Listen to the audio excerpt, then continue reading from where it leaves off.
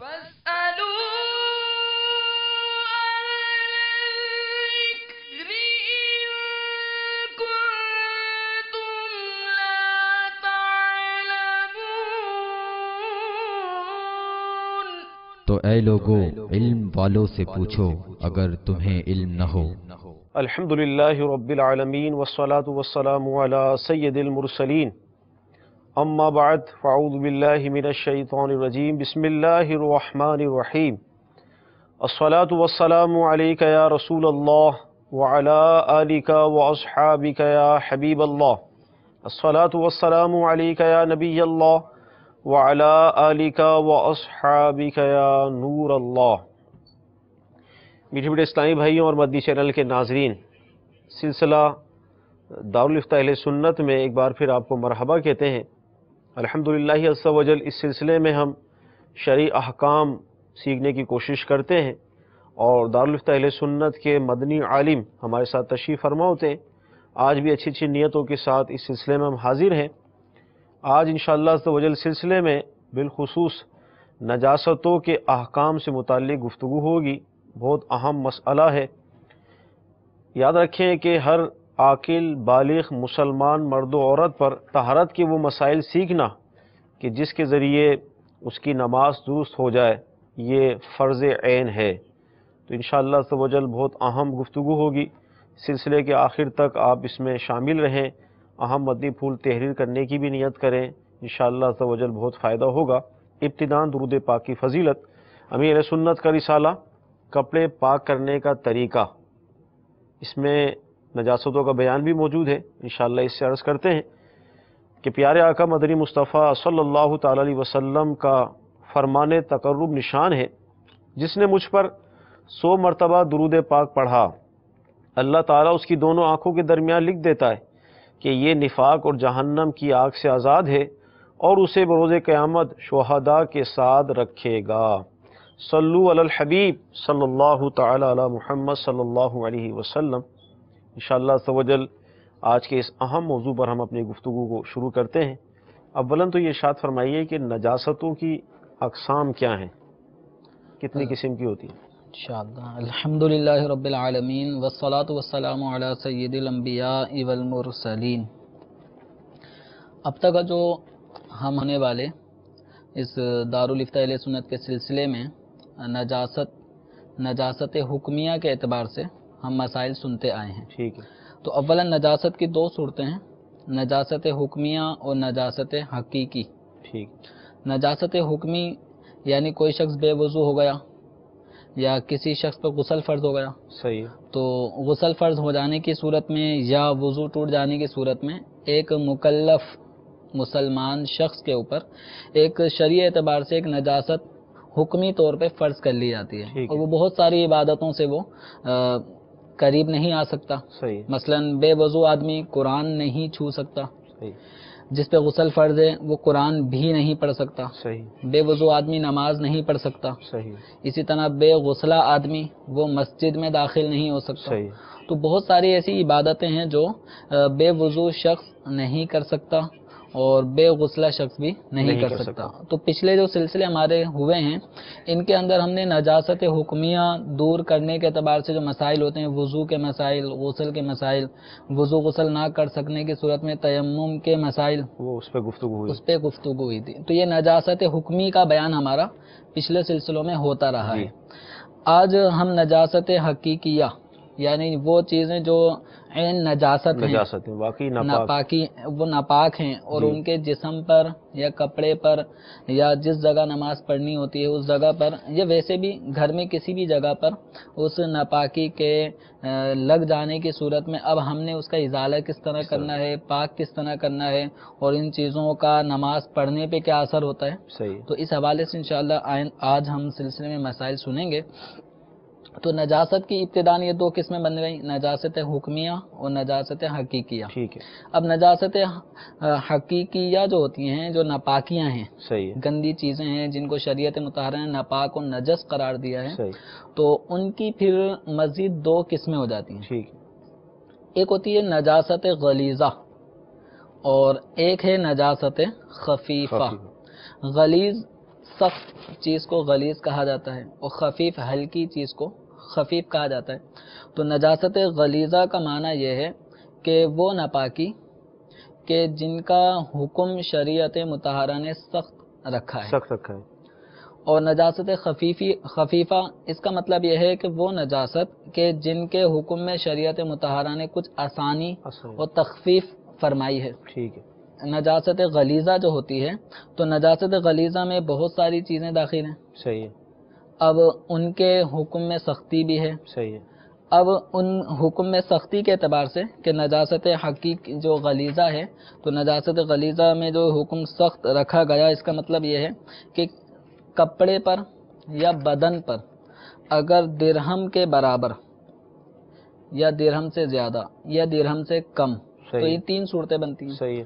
تو اگر نجاست غلیظہ میں یہاں میں ایک عرض کرنا چاہوں گا کہ درہم جیسا آپ نے ارشاد فرمایا ہمارے معاشرے میں تو آج کل درہم مطلب چلتا، تو یہ کیسے ناظرین جانیں گے درہم کسے کہتے ہیں؟ ایک درہم تو وہ ہے جو دبئی وغیرہ میں چلتا ہے تو وہ یہاں پہ مراد نہیں ہے. صحیح ہے. درہم سے وہ انشاءاللہ وہی مقدار میں عرض کروں گا.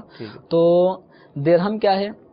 درہم یہ ہے کہ جب ہم اپنا ہتھیلی گشادہ کریں پھیلائیں تو اس پہ پانی کے قطرے ہم جمع کرنا شروع کر دیں یا نل کے نیچے لے جائیں اور ہتھیلی خوب کشادہ کر لیں اور اس پہ پانی کے قطرے یا کوئی بھی لیکوڈ چیز ڈالنا شروع کر دیں اور ایک وقت آئے گا کہ یہ ہتھیلی بھرنے لگے گی پانی سے اور پھر ایک وقت ایسا آنے لگے گا کہ اب مزید ڈالنے کی صورت میں چھلک جائے گا، پانی نکل جائے گا. تو وہ آخری مقدار وہ آخری مقدار کہ اب مزید ڈالیں تو چھلک جائے گا.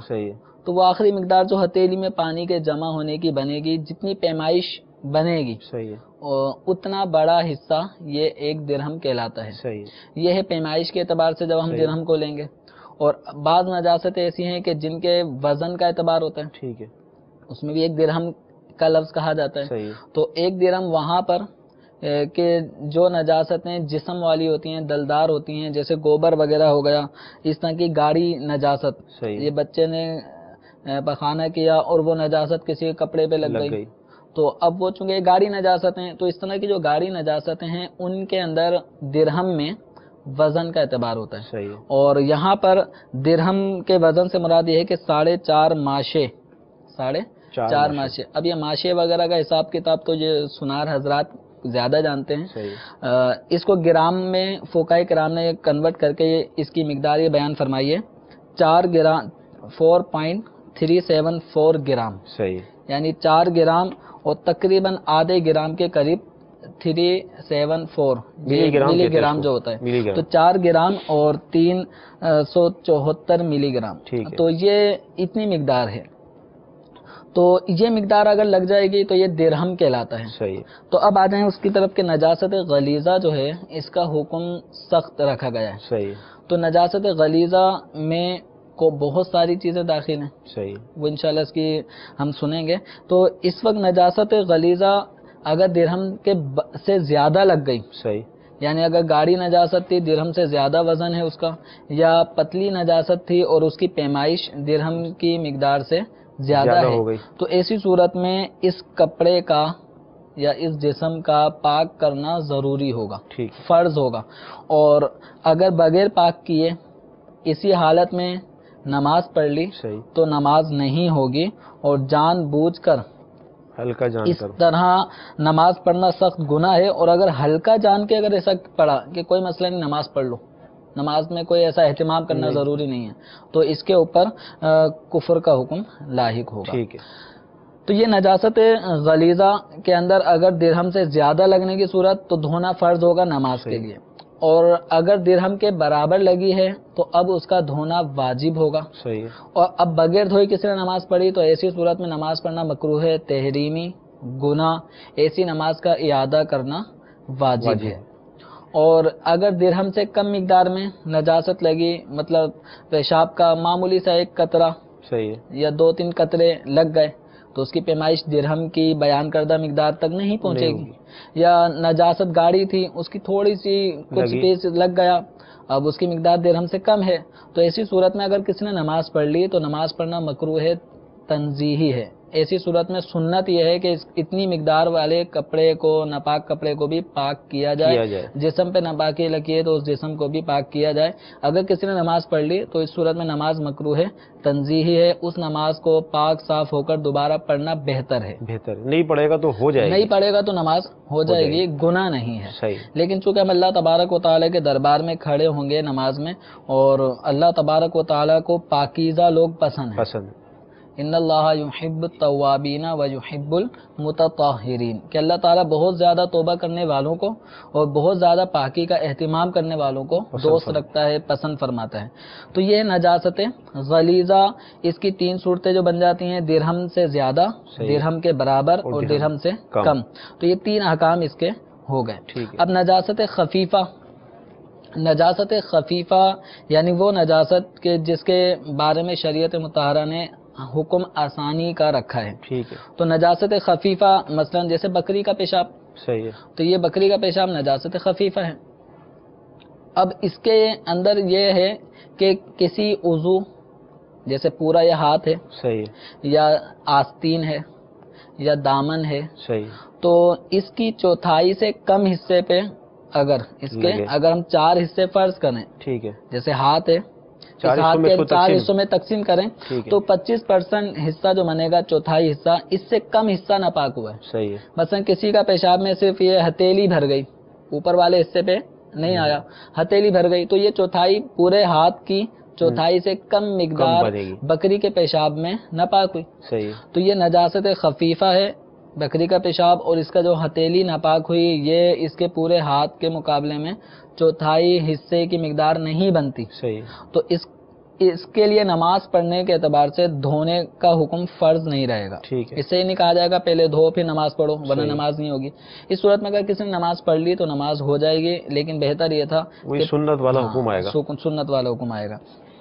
لیکن اگر چوتھائی کے برابر وہ حصہ ناپاک ہو گیا، یعنی پورے ہاتھ کے اگر ہم 4 حصے کریں تو ایک حصہ پورا ناپاک ہو گیا ہے بکری کے پیشاب کی وجہ سے، تو اس صورت میں اب اگر نماز پڑھے گا تو نماز نہیں ہوگی۔ صحیح ہے، تو نجاست غلیظہ یعنی وہ نجاست جس کے طہارت اور پاکیزگی کے معاملات میں شریعت نے سختی رکھی ہے، اس کی قلیل مقدار بھی، وہ جو مقدار بتائی گئی تھی درہم والی، تو اس پر شریعت مطہرہ کے حکام لاگو ہوتے ہیں۔ اور یہاں نجاست خفیفہ میں مزید ایریا بڑھ جاتا ہے، نجاست کی مقدار اگر اتنی زیادہ بھی لگ جائے تو اس میں قدرے کچھ آسانی رکھی گئی ہے کہ اگر آستین ہے تو آستین کے 4 حصے کر لیں، اگر چوتھائی حصہ ناپاک ہو گیا تو اب بغیر پاک کے نماز نہیں پڑھ سکتے، نماز نہیں ہوگی۔ چوتھائی سے کم حصہ اگر ناپاک ہوا تو نماز پڑھنے کی صورت میں نماز ہو جائے گی۔ ٹھیک، صلو علی الحبیب صلی اللہ تعالی علی محمد صلی اللہ علیہ وسلم۔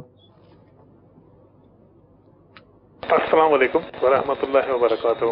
وعلیکم السلام ورحمۃ اللہ وبرکاتہ۔ جناب پوچھنا یہ ہے کہ مسجد میں ہم جاتے ہیں، ہماری جیب میں موبائل ہوتے ہیں، اب موبائل میں پکچرز وغیرہ بھی ہوتی ہیں، تصویریں گھر والوں کی، بچوں کی یا کسی اور موویاں ہوتی ہیں، ایسے موبائل مسجد میں لے جا کے نماز ادا کرنا صحیح ہے یا غلط ہے، یہ ماننا، یہ جاننا ہے۔ السلام علیکم۔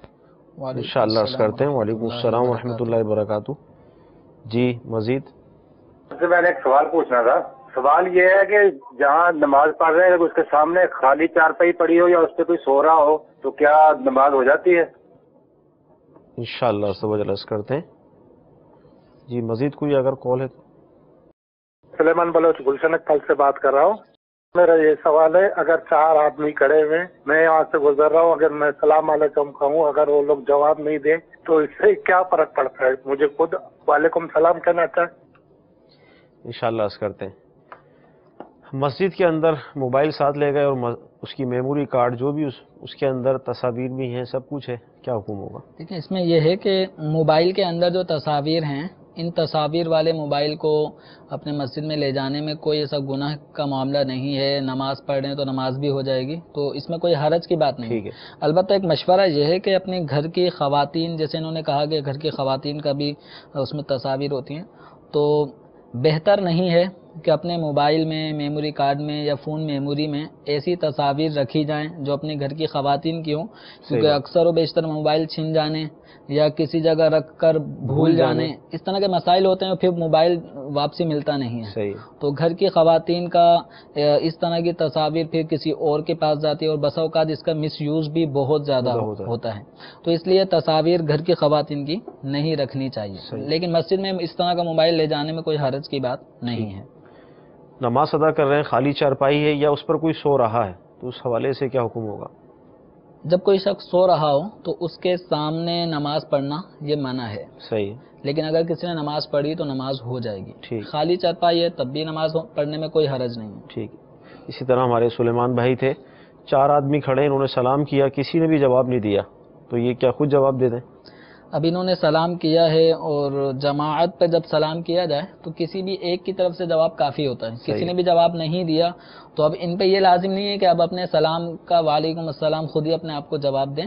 اب انہوں نے جو جواب نہیں دیا، جواب نہ دینے کی صورتوں میں بہت سی صورتیں ایسی ہو سکتی ہیں وہ گناہ گار ہوں، صحیح، کہ جواب ایک مسلمان نے سلام کیا ہے، اور اگر یہ ملاقات کے اعتبار سے سلام، جس کو سلام تحیت کہتے ہیں، صحیح، انہوں نے سلام تحیت کیا ہو اور اس جماعت نے، ان افراد نے جواب نہ دیا تو وہ سب گناہ گار ہوں گے۔ ابھی پھر اس میں یہ کہ اگر وہ کوئی علم دین کی گفتگو میں مصروف تھے، پھر انہوں نے سلام کیا تو پھر جواب ان پہ واجب نہیں تھا۔ تو اس کچھ صورتیں ہیں صحیح، کہ ان کا جواب نہ دینا گناہ گار بنا بھی سکتا ہے، اور بہت سی صورتیں ایسی ہو سکتی ہیں کہ ان پہ کوئی گناہ نہ ہو۔ لیکن یہ جو انہوں نے کہا کہ اب میں خود ہی جواب دے دوں، تو خود جواب دینا یہاں پہ کوئی حکم نہیں ہے۔ اگر آپ نے دے بھی دیا تو کوئی حرج کی بات بھی نہیں۔ ٹھیک۔ اچھا، نجاستوں کے حوالے سے گفتگو ہماری چل رہی، ابھی آپ نے مختلف نجاستوں کا تذکرہ فرمایا، ہمیں یہ بتا دیا جائے کہ وہ کون سی اقسام میں جو غلیظ نجاست میں شامل کی جاتی ہیں، وہ کون سی جو خفیف میں؟ یہ شروع میں چونکہ نجاست غلیظہ اور خفیفہ کے حکم کے اعتبار سے ہم نے 2 قسمیں سنی ہیں، اب نجاست غلیظہ میں کون کون سی نجاستیں شامل ہیں ان کی میں کچھ وضاحت کر دیتا ہوں۔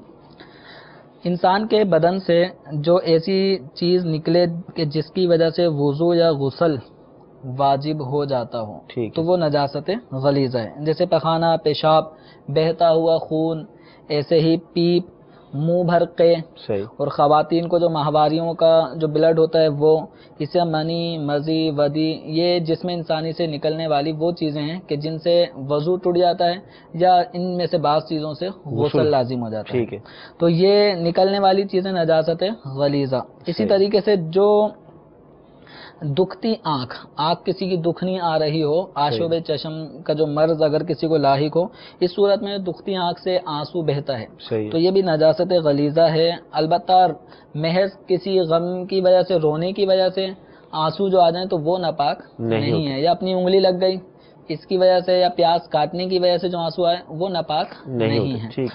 اسی طریقے سے جو نجاست غلیظہ ہیں ان کے اندر خشکی کے ہر جانور کا بہتا ہوا خون، اب وہ چاہے خشکی کا جو جانور ہے اس میں بہتا ہوا خون، اسی طریقے سے مردار کا گوشت، کوئی جانور مر گیا، اپنی طبعی موت مر گیا تو اس کا گوشت یہ بھی نجاست غلیظہ ہے۔ اسی طریقے سے اس کی چربی یہ بھی نجاست غلیظہ میں شامل ہے۔ اور اسی طرح حرام چوپائے جیسے کتا، اسی طریقے سے شیر، بلی، چوہا، گدھا، خچر، ہاتھی، ایسی خنزیر، ان کا جو پخانہ ہے یہ نجاست غلیظہ، ان کا پیشاب بھی نجاست غلیظہ ہے۔ اسی طرح گھوڑے کی لید، اسی طریقے سے ہر حلال چوپایا جو ہوتا ہے، جیسے جس میں بکری شامل ہے، اس میں گائے شامل ہے، ان کا پخانہ، یا بکری، اونٹ کی جو مینگنیاں ہیں یہ نجاست غلیظہ۔ اسی طریقے سے بعد میں پرندوں میں، تو پرندوں میں بعض پرندے وہ ہوتے ہیں جو اوپر نہیں اڑ سکتے، ہوتے وہ حلال ہیں لیکن وہ اوپر اڑ نہیں سکتے، جیسے مرغی ہو گئی، بطخ ہو گئی۔ اب یہ چاہے بطخ بڑی ہو یا چھوٹی ہو، ان کی بیٹ، مرغی، مرغا، بطخ کی بیٹ جو اوپر نہیں اڑ سکتے، ایسی مور، تو ان کی جو بیٹ ہے یہ نجاست غلیظہ ہے۔ اسی طرح ہر طرح کی جو شراب ہے تو یہ بھی نجاست غلیظہ میں شامل ہے۔ اور سور، خنزیر، اس کا جو گوشت ہے نا، جی اس کا گوشت، اس کی ہڈی، اس کے دانت، اس کے بال، سب یہ سب ٹوٹلی طور پہ یہ نجاست غلیظہ میں شمار ہوگا. چھپکلی بس اوقات ماری جاتی ہے، گرگٹ مارا جاتا ہے، تو ان کے جسم سے نکلنے والا جو خون ہوتا ہے صحیح یہ بھی نجاست غلیظہ میں شامل ہے. ہاتھی کا سونڈ، اس سونڈ میں رطوبت ہوتی ہے، رطوبت ہوتی ہے. تو ہاتھی کے سونڈ کی رطوبت، اور شیر، کتے، چیتا اور اسی طرح دوسرے جو درندے ہیں صحیح. ان چوپایوں کا لعاب، تھوک، یہ بھی نجاست غلیظہ میں شامل ہوتا ہے. اور دودھ پیتا بچہ، عموماً جس کو نہیں سمجھتے ہیں کہ یہ بھی سمجھتے ہیں کہ ابھی تو اس نے اناج کھایا ہی نہیں ہے، ابھی تو روٹی نہیں کھائی تو اس کا پیشاب بھی پاک ہوگا. تو دودھ پیتا بچہ ہو یا 100 سال کا بوڑھا ہو، ان سب کے پیشاب کا ایک ہی حکم ہے، یہ نجاست غلیظہ میں شامل ہوتے ہیں.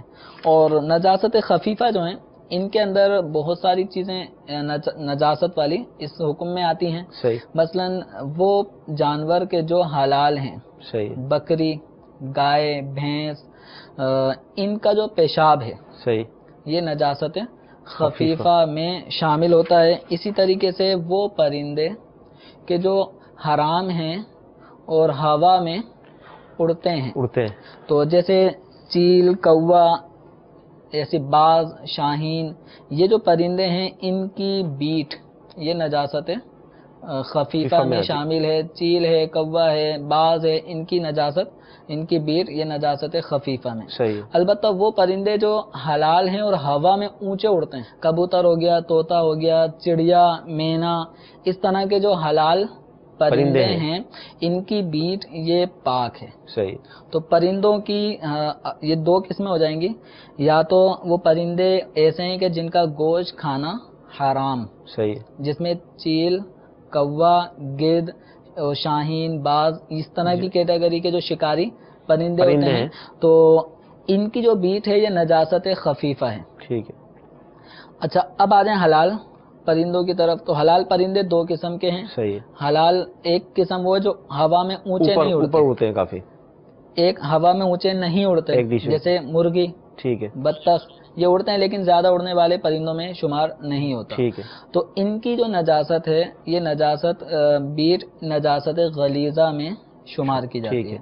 اور جو ہوا میں اڑتے ہیں حلال پرندے اور ہوا میں اڑتے ہیں کبوتر، اسی طرح طوطا، مینا، چڑیا، تو ان کی بیٹ پاک ہے. ٹھیک ہے. تو یہ کبوتر وغیرہ پرندوں کے حوالے سے یہ اقسام بن جاتی ہیں. ٹھیک ہے. تو بڑی اچھی تفصیل بیان کی گئی، اور یقیناً آپ کو یہ ذہن میں ایک سوال آ رہا ہوگا کہ ان کو یاد کیسے کیا جائے. اب یہ ماشاءاللہ بیان تو بڑی اسپیڈ میں ہو گیا، تو اس کے لیے آپ اگر یہ رسالہ جو کپڑے پاک کرنے کا طریقہ ہے اگر آپ اس کو حاصل کر لیں گے تو انشاءاللہ عز و جل یہ معلومات آپ کو اس میں مل جائے گی انشاءاللہ عز و جل. جی کالز دے دیجیے گا. السلام علیکم ورحمۃ اللہ وبرکاتہ. وعلیکم السلام ورحمۃ اللہ وبرکاتہ. میں احمد رضا مظہری اطاری کھوڑے والا فیصل آباد سے بات کر رہا ہوں. میرا سوال یہ ہے، اگر امام مسجد کا وضو ٹوٹ جائے تو وہ کیا کرے؟ وہاں کھڑا رہے یا سلام پھیر دے یا پیچھے کسی کو آگے کر دے، یا اگر وہ آگے آ گیا تو پھر اس کا کیا کرے؟ وہ خود وہاں بیٹھ جائے یا کوئی اور نماز پڑھائے یا چلا جائے؟ اگر جائے گا تو پیچھے صفیں ہیں تو کیسے جائے گا واپس؟ تو برائے کرم اس کے لیے کوئی وضاحت فرمائیں. انشاءاللہ عرض کرتے ہیں. جی مزید. السلام علیکم ورحمۃ اللہ وبرکاتہ. وعلیکم السلام ورحمۃ اللہ وبرکاتہ. بعض اوقات جو ہے وہ نجاست جب دھو لی جاتی ہے تو اس کے بعد جو ہے وہ ہاتھ وغیرہ اچھی طریقے سے صابن وغیرہ سے دھونے کے بعد بھی ہاتھ سے بو آتی ہے اس کی نجاست کی، تو ایسی صورت میں اس کے لیے کیا حکم ہے ارشاد فرمائیے. جزاک اللہ خیر. السلام علیکم انشاءاللہ عز و جل عرض کرتے ہیں. السلام ورحمۃ اللہ. جی مزید کوئی کال ہے تو دے دیجیے. السلام علیکم ورحمۃ اللہ. وعلیکم السلام ورحمۃ اللہ وبرکاتہ. محمد عبدال بات کروں باول نگر سے. یہ میں نے پوچھنا تھا حضرت سے کہ جب یہ کسی حمام وغیرہ میں غسل کرتے ہیں تو اس میں وضو ہو جاتا ہے؟ بعض اوقات وہاں یہ نجاست پیشاب وغیرہ بھی بندہ کر لیتا ہے، قطرے وغیرہ آ جاتے ہیں تو اس میں وضو ہو جاتا ہے؟ انشاءاللہ عرض کرتے. سردار آباد سے احمد رضا بھائی تھے. امام مسجد کا وضو ٹوٹ گیا تو اب کیا کرے؟ اب ان کا ایک سوال بھی کافی ڈیٹیل والا ہے. تو اس میں دیکھیں، امام مسجد کا جب وضو ٹوٹ گیا یا کسی بھی شخص کا نماز کی حالت میں وضو ٹوٹ جائے جی تو وہ نماز سے نکل جاتا ہے. ٹھیک ہے. ٹھیک ہے. ایسا نہیں ہے کہ اب وہ رکوع میں ہے تو نماز کنٹینیو کرتا رہے. تو امام مسجد ہو یا منفرد اکیلا نماز پڑھنے والا ہو، جس وقت اس کا وضو ٹوٹے گا اس پہ لازم ہے نماز سے نکل جائے. ٹھیک ہے. اب ان کے پیچھے خلیفہ، ان کا سوال میں تھا خلیفہ مقرر کرنا، جس کو ہم کہتے ہیں کہ اب پیچھے سے کوئی نمازی آگے ہو کر امام کی نماز کو کنٹینیو کرے. تو اس کے تقریباً 13-14 شرائط ہیں جن کے مطابق وہ خلیفہ اب اس امام کی ٹوٹی ہوئی نماز کو آگے لے کر چلے اور اس کو پڑھے، تکمیل تک پہنچائے. تو اس میں بہت ساری صورتیں وہ امام سے متعلق ہیں، بہت ساری اس خلیفہ سے متعلق ہیں. تو عام طور پہ چونکہ یہ مسائل ایسے ہوتے ہیں کہ اس کا روز ہونا تھوڑا نادر ہوتا ہے، تو اس لیے عوام کو ان مسائل سے آگاہی ہوتی نہیں. تو اسی وجہ سے فقہاء کرام نے لکھا ہے بہتر یہ ہے کہ یہ نماز نئے سرے سے پڑھی جائے. تو امام کا وضو ٹوٹ گیا، اس پہ لازم ہے کہ نماز سے نکل جائے. ٹھیک ہے. اعلان کر دیں صحیح کہ نماز توڑ دیں اور نئے سرے سے نماز پڑھی جائے گی. مؤذن صاحب عام طور پہ وہ امامت کرتے ہیں تو وہ آگے اس نماز کو نئے سرے سے ادا کریں. اب یہ ہے کہ جماعت میں کسی کا وضو ٹوٹ جائے جماعت کے دوران تو اس پہ لازم ہے کہ وہ اس جگہ سے صف سے نکل جائے. ٹھیک. تو اب یہ کھڑا رہے گا نمازی تو صف اس کے کھڑے رہنے کی وجہ سے منقطع ہو جاتی ہے. اب خیر امام میں تو یہ مرحلہ نہیں ہوگا کہ امام اگر چونکہ محراب میں ہوتا ہے وہ اگر کھڑا بھی رہے گا تو انقطاع صف والی صورت نہیں بنے گی. لیکن حکم یہ ہے کہ وضو کرنے کے لیے جائے. تو ابھی چونکہ نماز نئے سرے سے پڑھنا بہتر ہے، اس لیے امام کو چاہیے کہ اب یہ آرام سے جا سکتا ہے، اعلان کر دے گا کہ نماز نئے سرے سے پڑھی جائے گی، یہ وضو کر کے آئے اور یا تو یہ خود ہی آ کے امامت کرے نئے سرے سے، یا پھر مؤذن صاحب اب نئے سرے سے نماز شروع کریں اور یہ بعد میں وضو کر کے جماعت میں شامل ہو جائے. تو یہ صورت اختیار کی جائے گی. ٹھیک. نجاست دھونے کے بعد ہاتھ سے بو آ رہی. اب دیکھیں نجاست جو ہوتی ہے، اس نجاست کے اپنی جو بو ہے، ہر ایک نجاست کی جو اپنی ایک بو ہے مخصوص، اگر وہی بو ابھی ہاتھوں سے آ رہی ہے تو اس کا مطلب یہ ہے کہ ہاتھ پاک نہیں ہوئے. صحیح.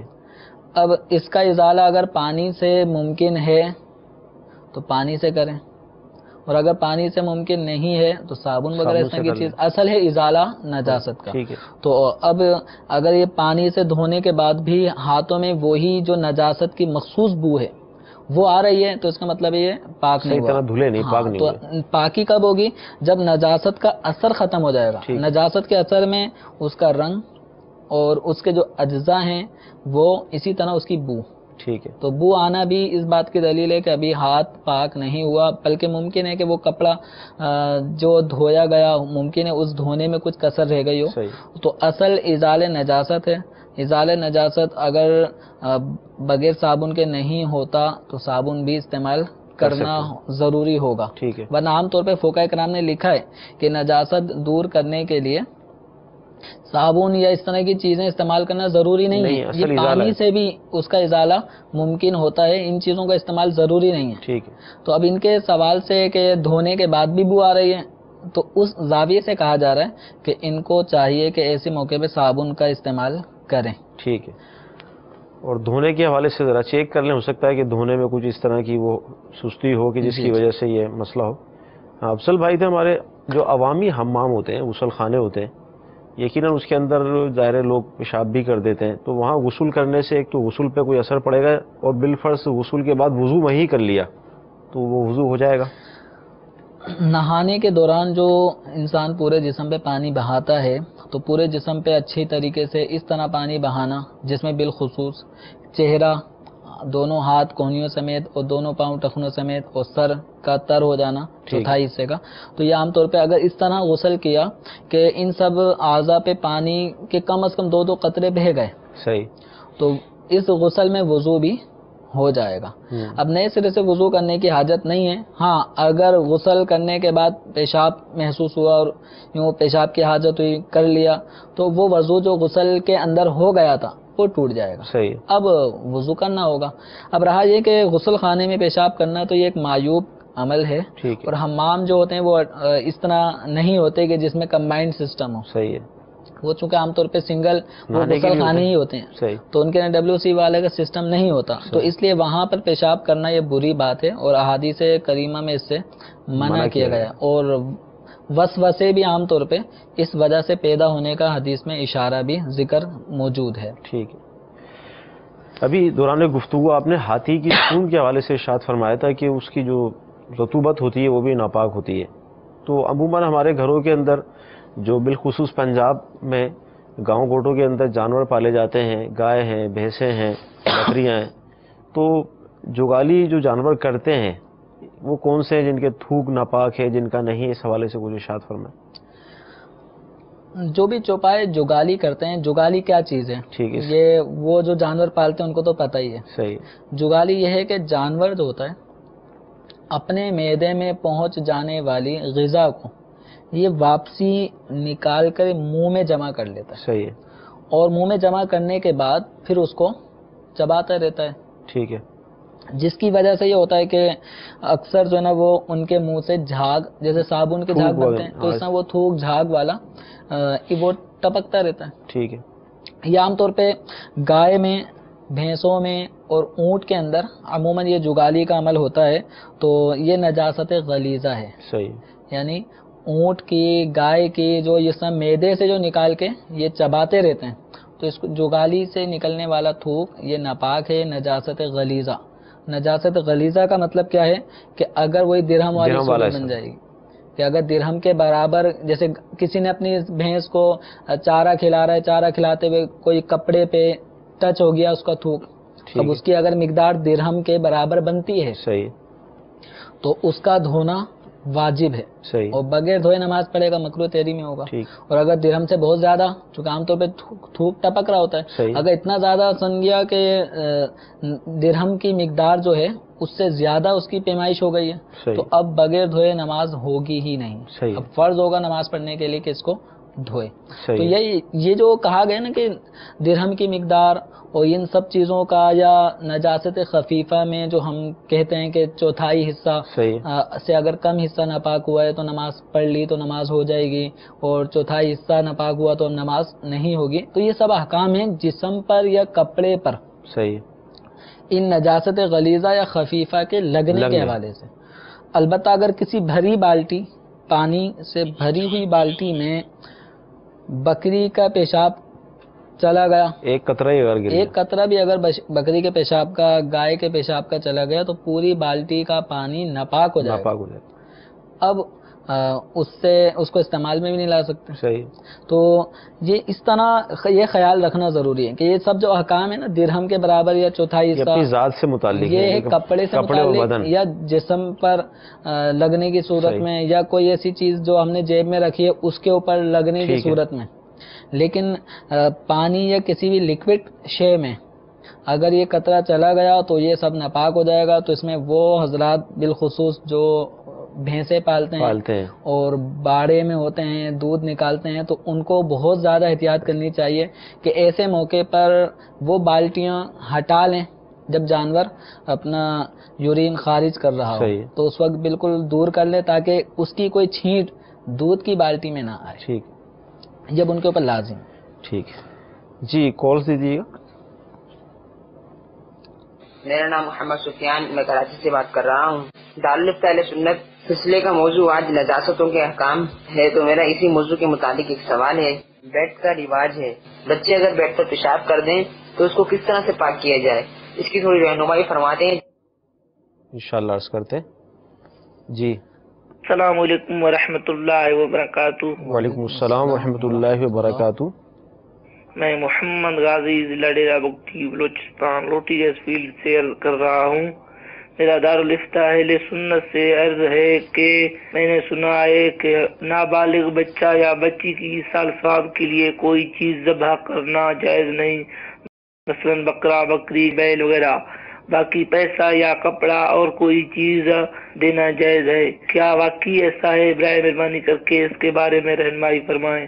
انشاءاللہ عرض کرتے ہیں۔ غازی بھائی ہمارے مستقل کالر ہیں جی، مزید۔ السلام علیکم۔ وعلیکم السلام ورحمۃ اللہ وبرکاتہ۔ محمد عاصم اتاری بات کر رہا ہوں کاڑا سے۔ میرا سوال یہ ہے کہ سر، घर में अक्सर गोबर वगैरह लेके उसको फर्श के ऊपर फेर लिया जाता है, क्या उस जगह पे नमाज हो जाती है? इंशाअल्लाह अर्ज करते हैं। जी मजीद। अस्सलामु अलैकुम वरहमतुल्लाहि वबरकातुहू। वालेकुम अस्सलाम वरहमतुल्लाहि वबरकातुहू। मैं तारिब बाबुल मदीना कराची से अर्ज कर रहा हूँ। दारुल इफ्ता अहले सुन्नत में मेरा सवाल ये है कि अगर किसी के कपड़ों पर नजासत लगी थी, उसे मालूम न चला, नमाज पढ़ ली और नमाज के बाद नजासत अगर देखी, तो ऐसी सूरत में उस नमाज का क्या हुक्म है? अगर एक नमाज के बाद मालूम चला तो क्या हुक्म है? और अगर 3-4 नमाजें पढ़ने के बाद नजासत देखी और गुमान ये जा रहा है कि ये पहले की लगी हुई, तो अब उन नमाजों का इआदा करना जरूरी है या नहीं? इस बारे में शरई रहनुमाई फरमा दीजिए। अस्सलामु अलैकुम। वालेकुम इंशाअल्लाह वालेकुम अस्सलाम अर्ज करते हैं। बहुत प्यारा आपने सवाल किया। सुफियान भाई थे, बेड पर बच्चे पेशाब कर देते हैं। अब इसमें फोम का गद्दा वो अलग होगा और बेडशीट अलग होगा। लेकिन बच्चे जो पेशाब करते हैं बेड पर, तो आमतौर पे बेडशीट का पाक करना ये आसान होता है। तो बेडशीट का वो हिस्सा जिस पे बच्चे ने पेशाब किया है, उतने हिस्से को पाक करना ज़रूरी होगा। ठीक है। अब उतना मुतासिरा हिस्सा ये बेडशीट का पकड़ लें।